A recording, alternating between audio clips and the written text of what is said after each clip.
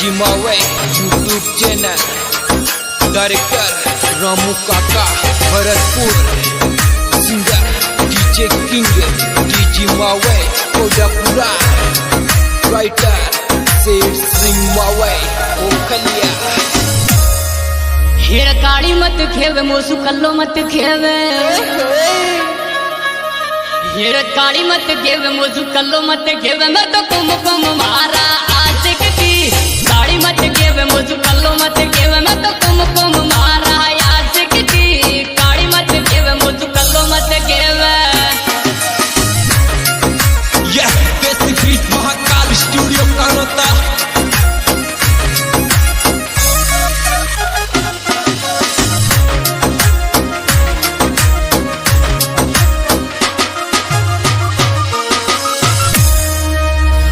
हेर गाड़ी मत काढ़ मोसू टेढ़ो काई बोले,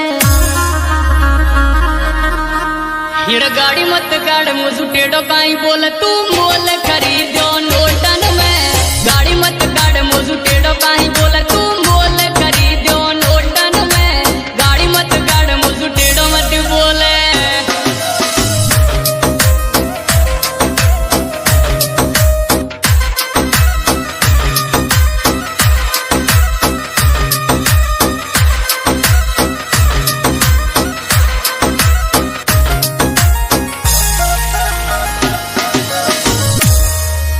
हेर अटकन खेलूं मैं तो चटकन खेलूं, हेर अटकन खेलूं मैं तो चटकन खेलूं। लूडो कर टहम गयो परना, अटकन खेलूं मैं तो चटकन खेलूं। लूडो को टहम गयो परना, अटकन खेलूं मैं तो चटकन खेलूं।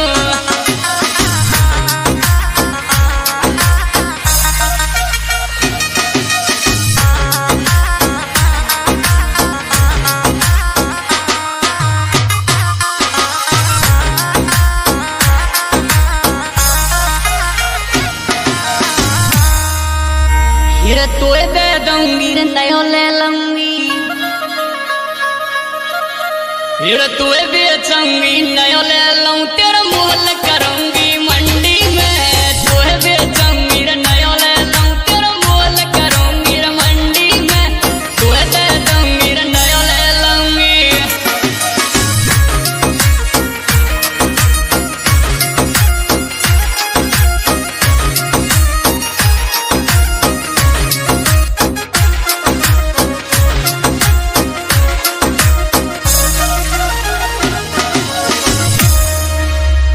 हिर साड़ी नहीं चाहिए मोए गाड़ी नहीं चाहिए, हिर साड़ी नहीं चाहिए मोए गाड़ी नहीं चाहिए। स्प्लेंडर बेच बोला चला ले, साड़ी नहीं चाहिए मोए गाड़ी नहीं चाहिए। स्प्लेंडर बेच बोला चला ले, साड़ी नहीं चाहिए मोए गाड़ी नहीं चाहिए।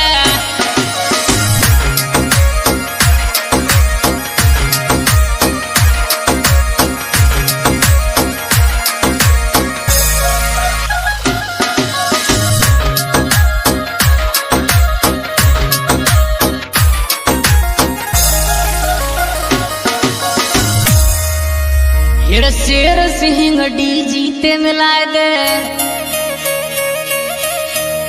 शेर सिंह डी जीते मिला दे। दिल लह गए छोरा मावई के, शेर सिंह डी जीते मिला दे। दिल लह गए छोरा मावई के, शेर सिंह डी जीते मिला दे।